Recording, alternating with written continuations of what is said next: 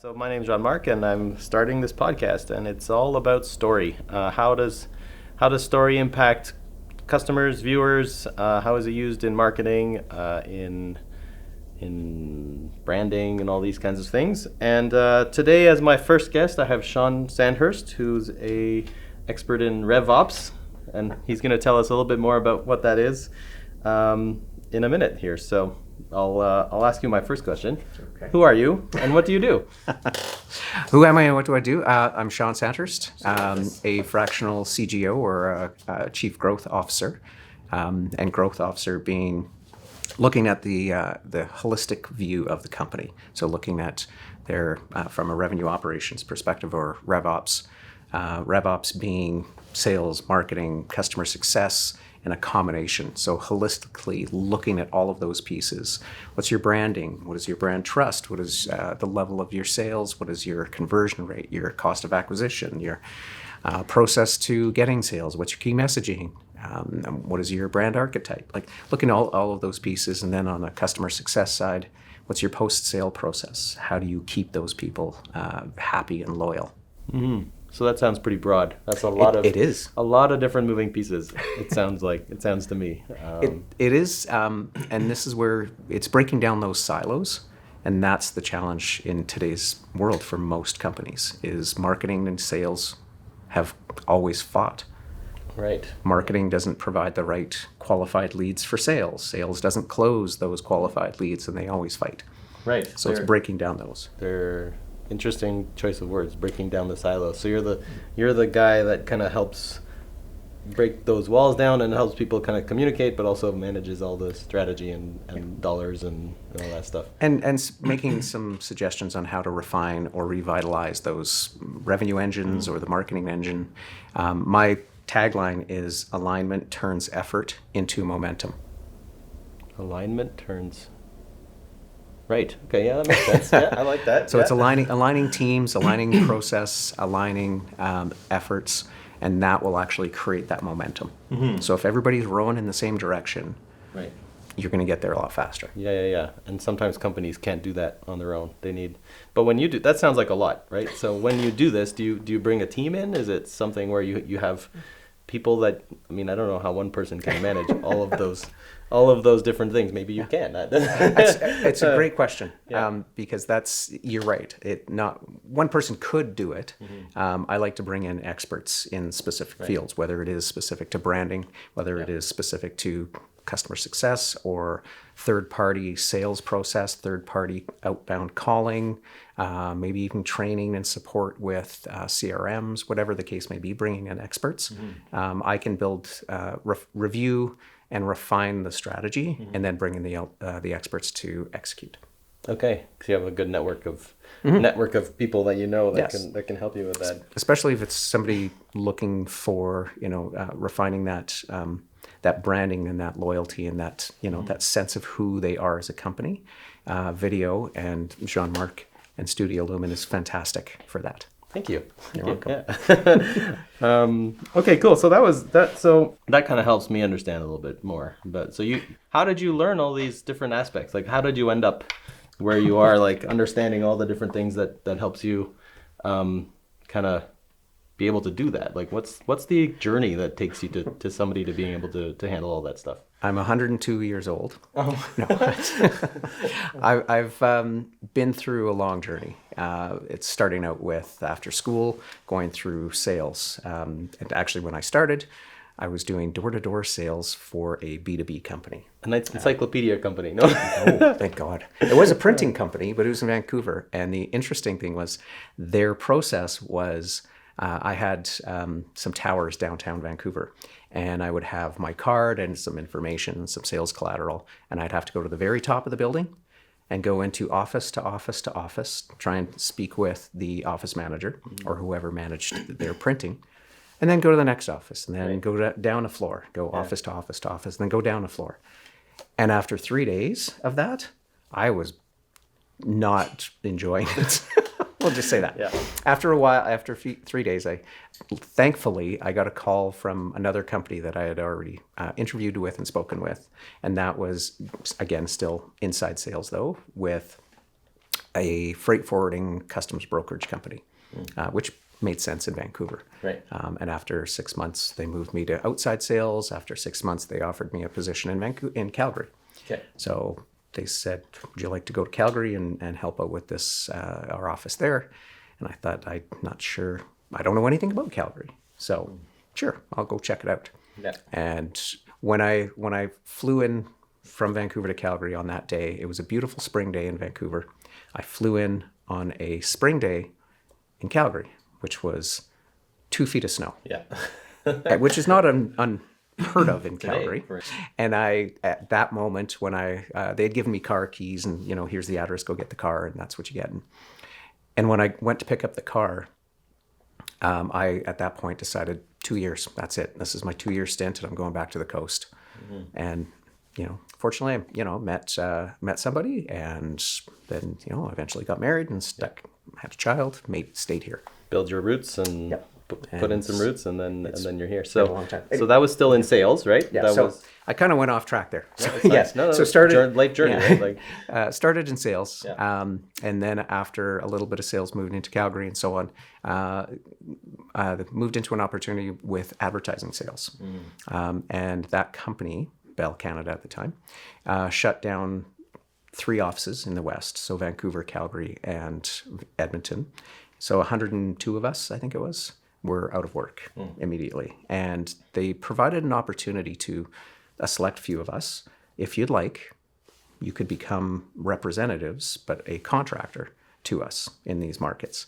So 3 of us took that on, started a digital marketing firm in 2002, I think it was. Yeah. And then, again, long story, got into more digital marketing and shifted, got into a few steps forward, got into sales leadership. So again, on that side of things, on the RevOps side is the sales, understanding how to sell, what the process is, how people react to certain words. I had some amazing mentors that taught me some incredible word association things to fix that, as well as some empathetic components, meaning how do you empathize with somebody who's ridiculously unhappy. I worked for Yellow Pages Group as the They call Yellow me Pages. So much. Oh my God, Yellow Pages is constantly calling me on the phone. And I'm like, I don't want to talk to them. And that was during their transition. So the perception of value of that company was going down. So people who were spending $80,000 a year were not seeing that value. They weren't experiencing that. So again, having to kind of adjust and pivot, I flipped into a mode of proof and trust. So I did some research, went back 3 years to find out how do we prove that the value that people are paying for is still the same, so net zero, or it's growing. So went back into 3 years of data. It was all third party, all proof points, and proved that yes, it was net zero change or net growth. In, I think there was 10 different industries or sectors in 5 different levels of advertising. So color, size, that sort of thing. And I thought this is going to be great. Our team did well, but over time, perception won. Yeah. And Google was bigger. Yeah. Really. Yeah. And long story short, shifted into just pure marketing, and just worked in oil and gas. So right, but then you get into those silos, right? Now you're seeing all the differences in like the sales team is not talking to the marketing team, and the marketing team, and really they should be pretty closely linked. I like that. Right? I've worked in all the different silos.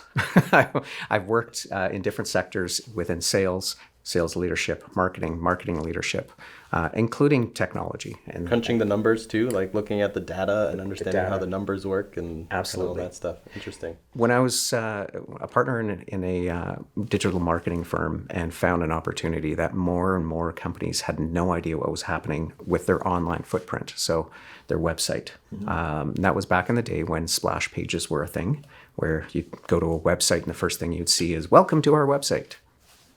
And that's, it's like, enter I don't even know here. what a splash page is. It was just a brand and then enter here. I'm like, well, I wanted to get. So they went by the wayside, obviously. Yes, they don't exist anymore. But it was teaching companies how to understand the data and how to translate it into what's happening in your physical space, if you had a physical space. Yeah. Yeah. So absolutely, is crunching the numbers, not only just budget, which again, evolving things into your cost of acquisition, how much does it cost you to get a client, what is your ROAS or your return on advertising spend, what is your ARR, NRR, meaning your retention of that revenue, how are you getting that contract, and how are you maintaining that revenue.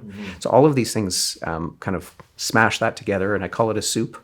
So it's all these ingredients to make it into a really tasty soup, a RevOps soup. So is RevOps something that is a commonly known term, or is it just something that you kind of coined? Like, are you the originator of that? No, Definitely not. No. Okay. It's revenue ops, right? Revenue operations. Revenue operations. Okay. Yeah. So it's how businesses make money. And it covers us so many different angles. You can get into branding and what's the value of your brand. You can get into your customer success. So how are you onboarding people, and how are you keeping them happy and loyal? And there's so many different angles to it. And the numbers. Those all come with numbers, right? Like 100%. Yeah, interesting.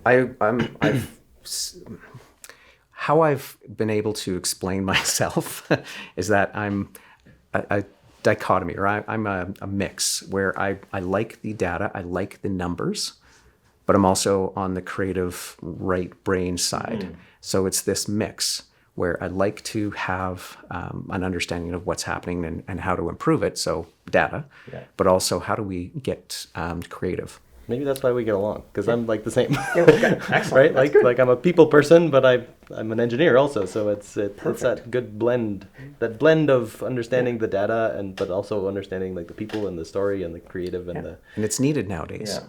It's definitely needed. One quick story on understanding data and essentially using data-driven decisions.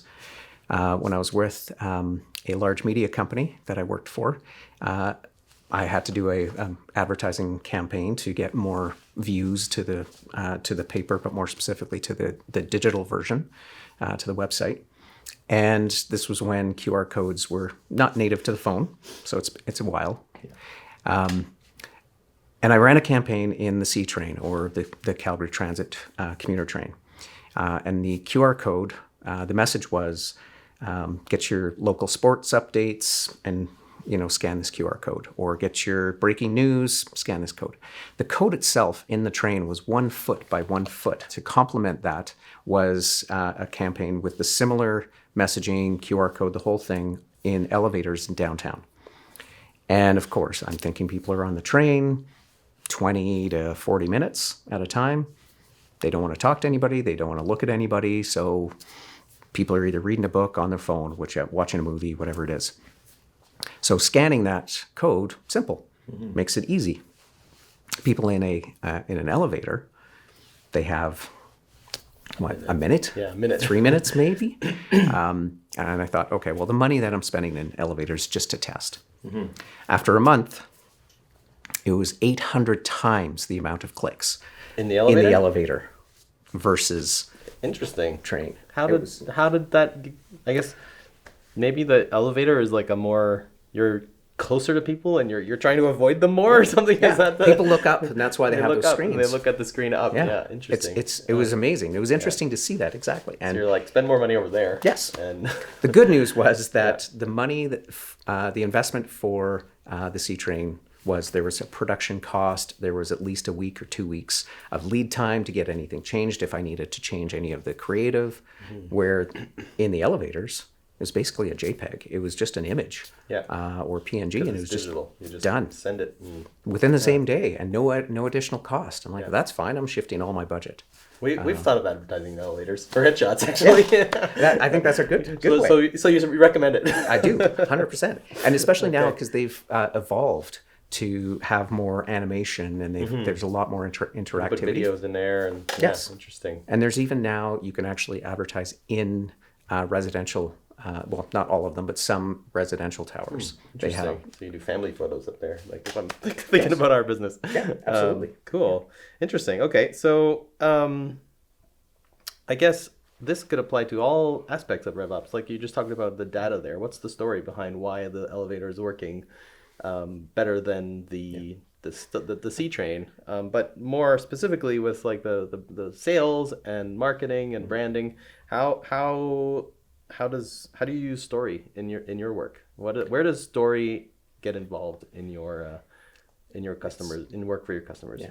And your own work as well, right?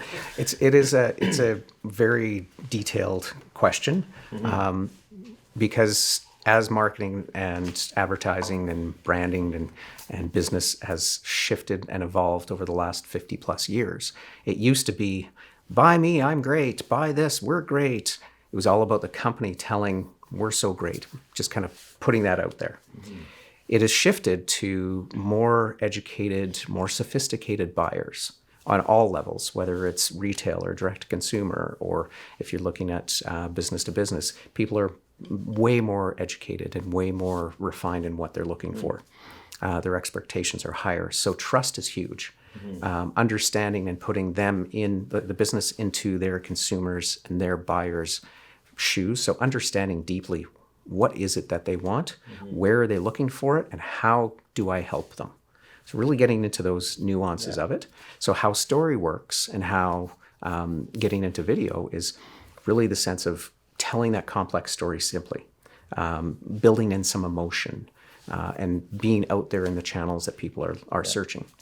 Whether it's social media, which is big, or if they're using Google search or GEO or generative engine. So if they're using a language model, large language model, or an AI to search for things. Right. Yeah. Most people do that now, right? Like inherently, I'm sort of anti-AI, right? I don't use ChatGPT, but the AI overview, when I search on Google, is like, it's awesome. Like sometimes I just read that and I'm done. And this is, I have to check references a little bit, because sometimes you wonder, is this like real information? But that's where the trust comes in, right? Where that story. And then I was gonna say, like what you said was like I think talking about putting yourselves in the customer's shoes. So relating the brand to the customer's story. So telling that story more than, like you were saying before, it was all about us, about us, about us. Now it's, what is about you, right? Like, so how has that, maybe we can talk about, well, first, I guess maybe we'll build a bit more on that GEO. What is it? What does that stand for? Generative engine optimization. So a lot of companies where I want to rank on Google, I need to be in the first page or number one. And Google always changed the formula. Exactly. So very annoying. Their rules always change. They'll tell you maybe 100 or maybe 50 of the rules, but 300, 400, 500 of the other rules they won't tell you. Lots of companies have been built and are very, very successful doing this. And this is where all of a sudden AI comes in, changes the model, changes the format, and blows everything up. So companies are now being recommended, or at least cited, on these language models, or on ChatGPT or Gemini on Google. And people are taking that as gospel. The answer. Yeah. So, who's the best company in Calgary to help me with a renovation that has water damage or something? And this is where some of the nuances have changed, where it's, instead of just looking for specific 1, 2, 3 words on Google, people are putting in long form, very long questions, very detailed. And some of, well, again, they're going back and forth as, oh, this isn't what I meant this, and it's refining and refining with these answers. So getting very specific with storytelling, with your brand, with your content. How do you get cited as a trusted source? So your trust signals, how do you get those into your content, so the language models or the GEO, so the generative engines, actually cite you as a trusted source. So how do you get cited as a trusted source? That's what I want to know. Yeah, there's a very lengthy way to do it. There's so many factors involved, from content specifically. So having content with snippets, content with specific answers, questions and answers. So very simply, a lot of companies go through like an FAQ on their website. So question, answer, that can be sourced. So that still works. We've had that on websites for decades, and that's still a great way to get cited for GEO. Yeah, it does. Okay. It does, for sure. There's other components of other ways to do it that are a little more technical, from schema, from again taking some of the SEO tactics and mapping them over. Schemas like how your website is laid out and like stuff behind the scenes, like your metadata and all that stuff. Yeah, and a very high level, a very technical side of things. And then content is very similar to SEO as well, is some of the backlinks, some of the links to your site, being on podcasts, being cited as, hey, this person is a subject matter expert. Right. And having other people tell that story is critically important. Yeah. Not only just in real world, like face to face, but also in the digital space. Years ago in Calgary, there was a company called Greg Martineau Renovations, Greg Martineau Windows, I think it started, and then Greg Martineau Projects. I'm not sure if they're actually still around anymore. Sometimes people retire, Yeah, you know? exactly. Let's say that's what happened. But shortly after I moved here, I kept on hearing their ads constantly on the radio, on the TV, in traditional media. And 99.9% of their messaging, their advertising, was their customers telling their story of how they worked with Greg Martineau, how Greg Martineau project helped them, how they saved their house or put the windows in fantastically. The people were great, but it was not about the company saying we're great. So they were ahead of the curve then on the storytelling 100%. Side of thing, on the positioning. Really, it was like 100%. Using their clients' testimonials as the story. It answers the questions that the clients have, like what did they do in my roof leaked. Yeah. How did they fix that? Absolutely. Interesting. And there's a lot of questions people were, it's like, I'm not going to, again, mapping it back to some of the business goals as well. They decided, and this was I found out this later, but they had found out through their information and through their business data and some of their sales, is that during the winter, their window sales would go down, obviously. You know, in Calgary, maybe it's minus 20 out. You don't want to change your windows when it's minus 20 out. Yeah. Snowing inside the house, you don't want that. So they actually had a couple of people that did exactly that. That was their project. That's what they had done. And so their story was out there saying, oh, yeah, it was, in the middle of winter and they did it in a day. And we went to work and came home and it was just this story that really built, but it connected with the people who were thinking it, answering the question before they had to look for it or ask about it. So it was a trusted source. Yeah, what I find interesting about that is like that was way before GEO. But it's somewhat reassuring, I find, that kind of content is still good for GEO. So the companies that were good at that before will continue to be good at that with the sort of new way of searching. It's adding different ways to do it, but the core essence of what you're trying to do and be a trusted source to your potential customers and customers, still the same. Yeah, interesting.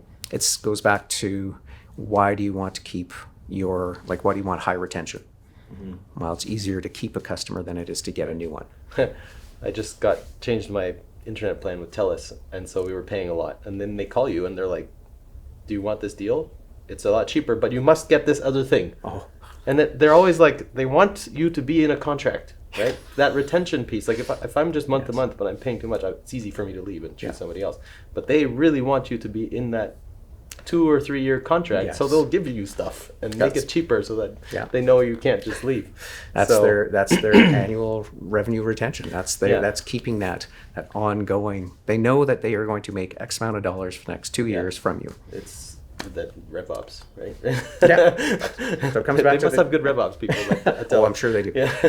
And this maybe RevOps didn't, in the framing of it, didn't exist, but it's still it's a business decision to make sure all of these pieces of your company are working strongly. That's why lots of companies have salespeople who are on full commission because they're motivated to sell. Right. Because that's how they make money, and so there's different little levers to pull. Yeah, interesting.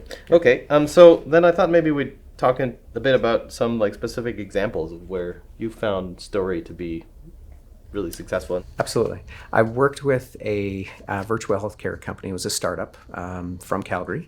I won't mention the name. But they were a startup just getting things going as a virtual healthcare company specifically for B2B. So they were plugging in their system, so their access to healthcare for employees. So if somebody had a benefits package, they would have that plugged into their benefits package. And a year before COVID was when it was a challenge to get people to understand the value of you could be at home and you could have a conversation with a nurse practitioner as opposed to a doctor at the time. They could do exactly the same thing as what a doctor could do in that format, and it was a challenge to get over that.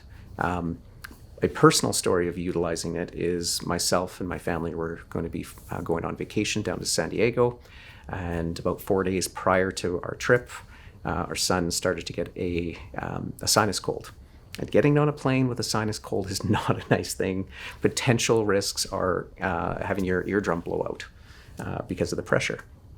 So I got on the app, I booked an appointment, the next available appointment, which happened to be within 5 minutes. And I booked a video chat.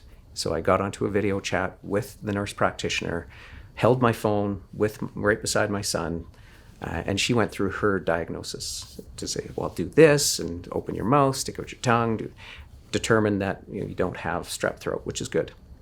But you do have this, potentially this. So here's what you need to do leading up to your trip. You need to do this, this, this, and these steps with these products. And then when you're at the airport, just before you get on the plane, do this. Yeah. And then that should be okay. And if you have challenges, here's some things you can do. That was a result. That was an incredible interaction within minutes. So basically, within less than half an hour, we had a solution to a problem in a very interactive way and a very personal way. Mm-hmm. It was incredible. And then COVID hit, and the company exploded, like success-wise, because people couldn't go to their doctors. So that was almost the only option. And GPs or general practitioners, they had to pivot quickly to do phone and video. Yeah. Okay. So that's like so if you could have told that story to the marketing department of that virtual healthcare company, how does that help? How would that have helped them? It goes back to what I said earlier about putting the business into the shoes of their buyers and understanding deeply what is their challenge, what are their needs, where can we communicate with you, and more importantly, how can we communicate you and provide the option at the time of need? Mm-hmm. So the standard adage within advertising is the right message to the right people at the right time on the right channel. So it is a lot, and it's one of the hardest things to do. Yeah. But there are companies who do it very well, and there's companies who do it well once or twice. Yeah. Another quick story around storytelling. But really the change on how businesses are communicating with their audience. If you remember, I think it was a few months ago, Coors Light had a billboard in the U.S. that was misspelled. They had something on their billboard that had an incorrect spelling. And of course, as many people do on social media, somebody captures a picture or video of it and calls them out, say, oh, this is horrible. You guys should fire your marketing people. Who is the copywriter? Who approved this? And they went down that path. Well, Coors stepped up, and whether this was planned or not, that's up for debate. But they stepped up and they changed the game and owned it. They said, oh, sorry, that actually was on a Monday. That was, we hate Mondays, or Mondays suck. They leaned into that. And there was a hashtag, and I apologize, I can't remember the actual hashtag, but they leaned into the, like, Mondays, we hate Mondays or something. Then they took it to a whole next layer as well, which, again, a case of beer, they called it a case of the Mondays. So now they leaned into the marketing branding all around on their actual case of beer was a case of the Mondays. It's like, brilliant way to build that connection, build that trust, open that transparency of, we're people. It happens. Yeah, exactly. The question being in the debate is, was that planned? Right. Yeah. Did they make that mistake on purpose? Was it part of the... Either way, is there an answer brilliant. to that question? Do we know? I don't know. But it's in-house sure. knowledge. I don't know if they'd actually ever admit to it, but brilliant either way.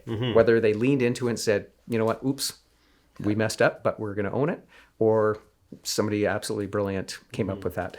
Yeah. Interesting. Now, so that's kind of like how does the average company do that? Take a little mistake and pivot and make it work. Like that's for small businesses, that's tough, right? Like It to be able is. to do that. They have a huge marketing department, so they have brains and people that can Yeah, that it's quickly true. gather and say, what are we gonna do? Like how do Yeah. we?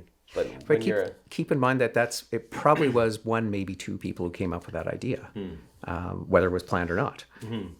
And it's not just because they're a big company. So if you're a small company, the biggest challenge or hurdle is fear.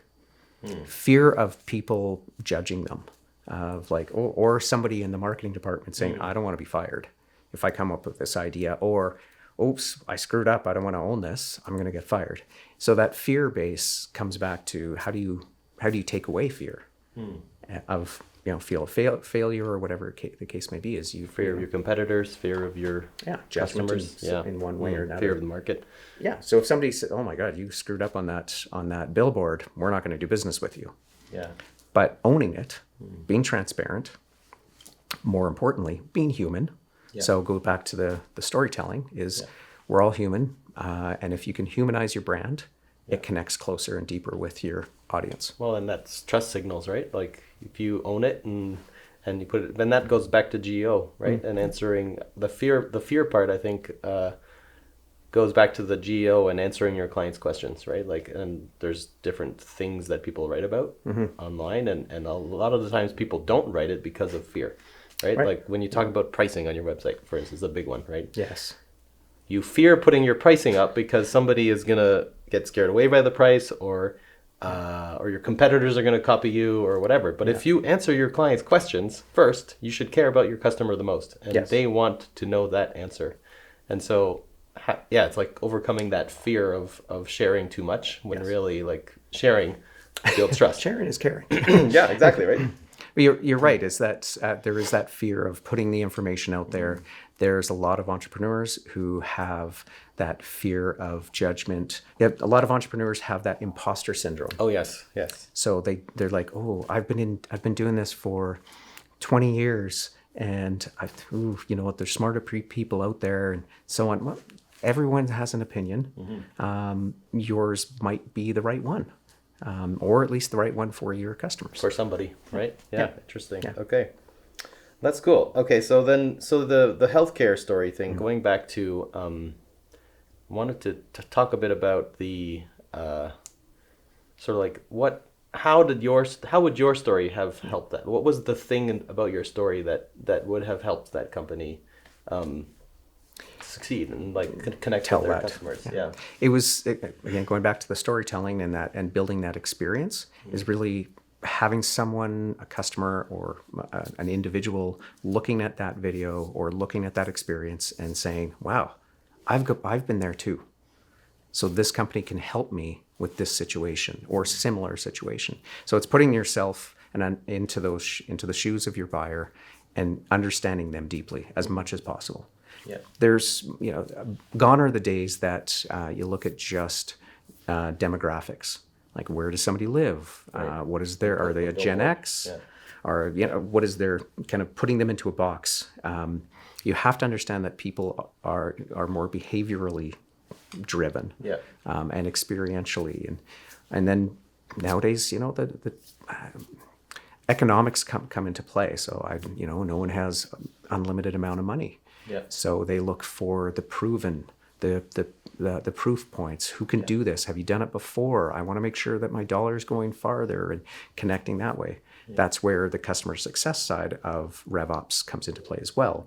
If you have happy, loyal customers, they're your best referral source, your best salespeople. Yeah. Yeah, exactly. And I think another interesting aspect of your story is that not only is it like relating to your situation, right? If you tell that story, it's relating to tons of people who have been in it, but it also kind of explains how the thing works, right? Like that thing, your story exactly says, oh, you call somebody up, they connect you with the nurse practitioner in 5 minutes. This is why this is good, right? And that that's a really good point, though. Yeah. Because that goes back to how do you take a complex, kind of intangible idea and explain it in an emotional way or a connected way And that's exactly what the video can do, is sharing that solution, sharing the experience that someone else can relate to. Yeah. And also get some information and education of how it works and why it works. Yeah. And so can you touch on, like, so you've worked with a lot of tech companies, right? And so how can you touch a bit on like some success stories of using sort of these kinds of stories to help explain a complicated scenario, right? Like, so, and build trust. So like tech companies, they'll come up with something new that solves a problem that nobody's heard of or don't even know that they have, and nobody knows who they are. So how do these stories help with that? It goes back to that, taking a complex, intangible idea and making it simple to understand. Storytelling helps that because it puts people into an understanding of this flow of what the problem is, what the opportunities are, solutions, and results, kind of that flow in that manner. And looking at it from the complexity perspective, and SaaS, or software as a service, or tech companies, there's a lot of incredible, brilliant people in Canada or in the world that have created these amazing things. A lot of them are very technical, and a lot of them you've never heard of. And it's maybe solving a problem that no one's even really thought of. Or may not even be a problem. Yeah, so that's a problem for the SaaS. That is 100%. Is people create a problem that they think is a problem, but no one else has that problem. Yeah. We've all been there, I think. Yeah. And as we get into this, the kind of shifting the world into this corporate social responsibility, and this, everybody needs to be doing good, and the brand Tom's shoes, when they started, it was like, well, we're going to give back. And then that there was this evolution of companies. There was the company that started planting trees for every sale. There's sock companies that give socks to the homeless for every purchase. And there's all of this connectivity of like, you know what, we're not just this money hungry company.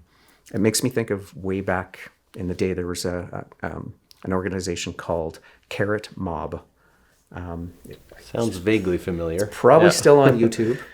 Carrot Mob was all about forcing or encouraging companies to do good. Mm-hmm. And there was a video explaining it. And the video was this animation of this manufacturer. And it was chugging along, making these products, and coins were kind of popping out, and money was popping out. And then it kind of slowed down, because that's just generally what happens is in business, you kind of plateau. And all of a sudden they started to make more things. So the manufacturing would get bigger, so more money would come. But that also caused more pollution. Yeah. And this kind of escalated. And then the Carrot Mob got involved. So the animation showed this group of people saying, we're not going to buy from you until you fix these things. But that would cost money, and so on and so forth. But what happened was the Carrot Mob would say, well, each one of us has $1. And we have 6 million of us. That's $6 million. If you do this, we will buy from you. That actually offset the cost of doing things right. Right. So it changed the momentum, changed the thought process of organizations. And I bring that story up because looking at what businesses are doing now, and or what consumers, buyers are expecting, is doing things the right way. They don't want to be caught up in any sort of scandal, or anything else that can come out to hurt them. And they're wanting somewhat more to be a part of the community as well, right? It's not just about profits for the shareholders, which, I mean, going back in history, before the 50s, that was just business. You take care of your community, you build your village for your workers, you provide them with reasonably priced groceries, and that kind of stopped. That kind of stopped for a while, and I think there's been a return to seeing ourselves as corporate citizens rather than just faceless corporations a little bit. And Gary Vaynerchuk's book, The Thank You Economy, kind of really hit home on that, with regards to, we're in this community. How do we take this old school butcher down the street kind of feeling, I know your family, you know my family, so to speak, and building that into a digital footprint or a digital world. And it's tough, but this is where the trust, the recommendations, the referrals, the experiential videos, the storytelling builds that connection. And it's amazing how you can shift that by having that storytelling and that transparency. Yeah, that's cool. So thinking about the different kinds of stories that we tell and how it's mostly all about the customer and the kind of framework that we're talking about. Is there still room for the story like about the company and about the people in the company? Like, Yes. In my perspective, from what I've read, first you attract the people with the story about themselves, right? Yeah. Essentially, like, how do I relate to this thing? How does it matter to me? What's in it for me? Yeah. But we've always said, oh, but then you need a video about the company, like the people there, what they stand for. Is that true? Like, can you validate my feeling about that? Yeah, you're absolutely, and you're bang on. You're right. You hit the nail on the head. Because people, again, they want to know who's behind this company. And if it's a small to medium sized business, there's a little more connection. As companies grow and get bigger, they get become corporations, and there still has to be some sort of connection. Like, where did you come from? Why are you doing this? But one example is a company out of Airdrie that I worked with, a manufacturer. It was a smallish manufacturing company, and it was family run. It was second generation. And they were looking to grow their revenue, grow their base. They were heavily into one sector, but looking at potentially other sectors to grow and to make it less volatile and so on. And understanding more of who they are, where they came from, their roots, and getting that story really refined. I worked with a fantastic story writer who built that, and then actually interviewed the owners, the ownership group. And the leadership group. And through the interview process, who are you, where are you from, all that sort of thing. But the one question I asked each one of them was, what makes you great? Like, what makes you different as a company? And what we did with that clip, instead of, the traditional About Us page on your website, which is, headshot, bio, maybe a link to your LinkedIn, I switched it to a video. So the video, as an example, was one of the owners. Actually, each one of them had their own video. And the video was, what makes you different? So the answer was, what makes company X different is blah, blah, blah, whatever that answer was. Mm-hmm. It shifted that from just this flat, who are you? It shifted to that really connected, experiential, oh, who are you? And what's your story as a company? Mm-hmm. And they actually got physical response from people saying... So you actually have proof this was nice for me. It was. People had, that's a great idea. I like this. So they actually had people responding saying, yeah, I saw your videos and it was different. I liked it. Cool. So there was a good connection. I don't have hard data on it, but there's not quantifiable. It touched people, right? It made people want to talk to know it a bit more. Absolutely. I've had a similar experience. We have these tiny little bio videos that I link to in the footer of my email, and I had a customer book me because they watched that. They're like, "Oh, that guy looks like fun. Let's hire him to do our photos." And that was exclusively about me, right? One of the challenges we find when we're talking to people about these kind of stories is sometimes you don't have access to a testimonial, right? So how can you? Is it possible to really kind of take the stories, like today I'm talking about your experience. Can I talk to the owner of a business and build trust with the customer by the owner telling the story of their customers? Is that a thing that can even be done? Like, can you merge the two, like in one take, really, like if they're just talking about their customers? Does that work? Yes. Can it work? Simple answer is yes. Okay. Again, it's going back to who am I doing business with? Mm-hmm. And some people don't care who they're doing business with as long as the solution is there. Mm-hmm. But it gets to a deeper level, deeper connection with that business if they can connect with their story. Yeah. Are they doing good? What's their background? A lot of companies want to do business with somebody who's local or somebody who's Canadian. Recently we had the elbows up. Yeah, buy local is a big thing right now. Absolutely. We're involved with that in some of our projects as well. So. Perfect. Yeah, and even during COVID, it was buy local. So it really did connect. And it did go back a little bit to that 1950 kind of like, hey, you're my butcher. I'm going to, do business with you, as opposed to a larger organization that's multinational that I don't know where the money actually goes. goes to the CEO, who's got a fantastic, House in Muskoka. Yeah. Yeah, so I guess that goes. I mean, when you're talking to a business owner and they spend the entire time talking about somebody else rather than themselves, that also kind of builds trust. Like it's just like you don't just care about yourself. You actually are talking about me and my problem rather than me, how great I am, rah rah rah. Which I mean, sometimes you have to do that, right? But it's layered in the sense of it's not mutually exclusive. You can have all of those things. You talk about your story as a business owner. Your customers talk about their experience and maybe their story or why they did business and what their experience was. All of these things come into the soup and make the nice soup. Yeah. From a corporate social responsibility shift, a company that I did a little bit of work with recently, they do corporate social responsibility for businesses. So what they do is they actually help businesses connect deeper with their customers through nonprofit or through charitable giving. So with one of the problems we find, and I'm sure we're not alone, is like with our headshots. We do somebody's headshot, they use it, they're happy with it, but they don't think about it for the next 5 years. And it doesn't provide much referrals or anything. And so our business coach actually had this idea, and he's like, well, after every headshot, have them hold up a dress shirt and take a picture of them with this new dress shirt and say, every headshot gets one dress shirt for somebody who's looking for a job with the mustard seed or something, right? That. So That's great. but then the trick is how do you turn that into like referrals or publicity, right? Like it's a tricky thing. It is a tricky thing, and there's not really a silver bullet for that. There's no formula. There's formulas, but it could be really long formula, it could be short formula. There's no one thing that's going to work. Just like any other marketing, you have to have multi-channel, omni-channel, whatever term you want to use. 10 different lead generation sources, right? Yeah, or demand generation, or what. In that case specifically, having some PR helps. You have to be careful with that because is it self-serving? Is it viewed as self-serving? It's like, hey, we're doing this we're helping somebody, but we're doing it because we want $1. We want to sell.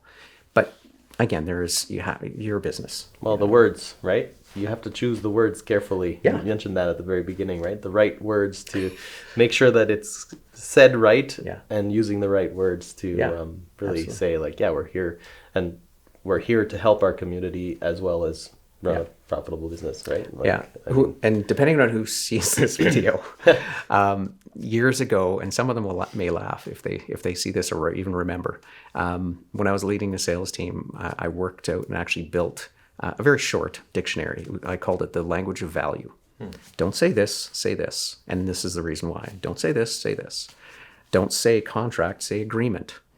Little things like that change the dynamics. I'm going to use that. I'm going to change my contract from contract to agreement.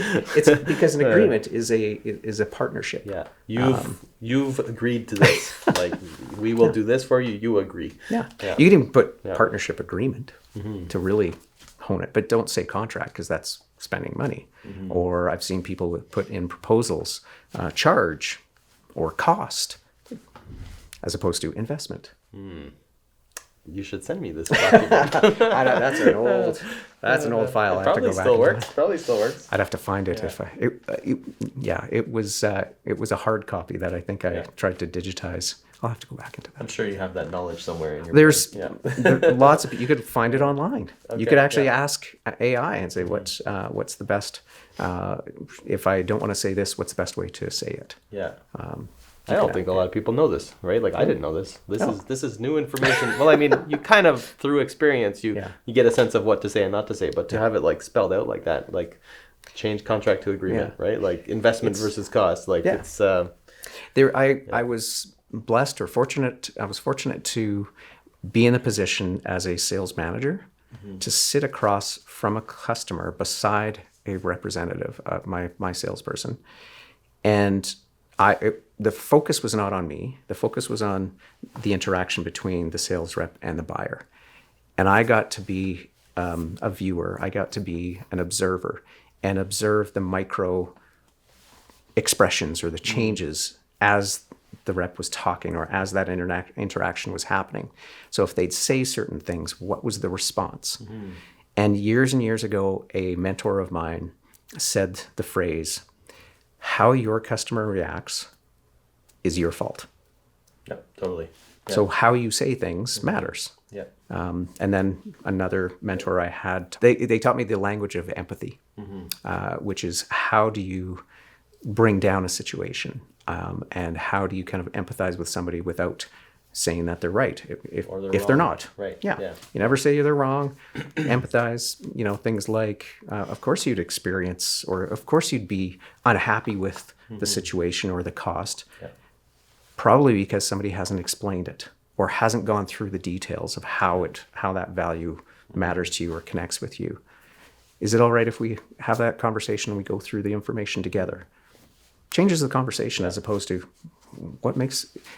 saying something like, well, it's not a big deal. Expensive. It's not a big deal. There's no deal. There's nothing wrong here. Yeah. Like, or it's the value is more than or like some sort of more combative conversation as opposed to, this. I understand where you're coming from. Yeah. I get it. Yeah, and I think as business owners, you all have that conversation sometimes with a client who's not happy for some reason, and most of the time, if you just listen and acknowledge and validate, and then try and come up with a solution that makes everybody win, right? Absolutely. Like Don't react.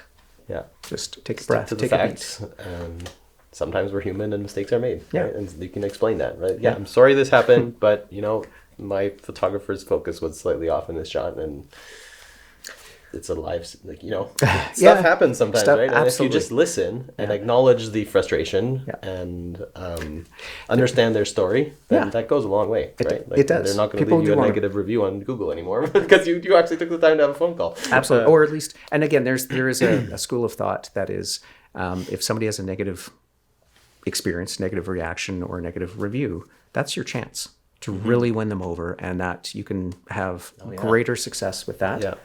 Retention, going back to that retention idea, absolutely. Right? Yeah. Years ago, I built two different kind of methodologies. One was called EAR, or EAR. It's corny. I know. I like acronyms. An ear of corn?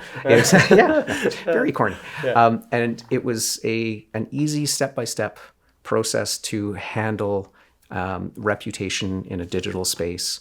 More importantly, if somebody, or more specifically around something that somebody said negatively about your brand or about your product on social media. And that's where EAR is empathize, apologize, and redirect. Empathize is, something around their experience. Of course, you're unhappy. Apologize, sorry that you're dealing with this experience. And then redirect is taking them off the public stream into a more personal connection. And that immediately diffuses things. Publicly, you've addressed it. You've been there for somebody. It helps a lot. Is there any general thought, or what you had a thought? Well, I wanted to actually really quickly go again. Corny acronyms. One of the methodologies or processes that I use for RevOps reviews and assessments and audits and building those strategies is GAINS. GAINS. Heard of that, yeah. Yeah, so G is gather, A is align, I is implement, N is nurture, and S is scale. So it's a concentric circle if you look at it that way. So gathering the intel, gathering the information, aligning, so taking all of that information, finding the gaps, finding the opportunities, aligning the teams, aligning the processes, aligning the messages, implementing, so put it into action. And then nurture is the iterative process of refinement. And then scale is kind of watching that grow, and then you start all over again. So like an iterative thing. You're constantly improving it as you go, right? Yeah, interesting. Are there any sort of last general thoughts on storytelling and how that relates to your work? So we've talked about understanding your audience, how you help them, how you fit into their lives, as opposed to all about the business. Any final things that we haven't really touched on or that you wanted to emphasize? We have talked a lot about we've talked about a lot of things, and as a lasting piece is we talked a little bit about fear. Just go for it. Is don't be afraid of judgment. Don't be afraid of people who are going to tear you down. if you're honest, authentic, transparent, a lot of people have talked about this, it's a really hard thing to do, but go back to your core. Who are you? What do you do? Why do you do it? Why do you wake up in the morning? And how do you help? Yeah. What's your mission, your vision, your values, right? Yeah. Like that's What's your brand archetype? What are your core components? There's so many little topics that we could dig into more if we had another 2 hours. Yeah, I'm sure we can. Like brand archetype, right? That I have a colleague that actually does that specifically. Oh, cool. That's her company's job is brand archetype, and Nice. you know, all these little subjects. I think I appreciate your coming on here with me today. I think I've learned a ton, and I hope that people who watch this can learn all these different acronyms and all this knowledge that we've shared. So yeah. Well, thank you. No, thank you very much for having me. I've enjoyed it. I always have great conversations with you. I know, right? And this, we could continue to talk forever. There's so many things, and like it's just we have a time limit. So yes. all right. Good. Thanks very much, Sean. Thank you. Appreciate it. Nice to chat.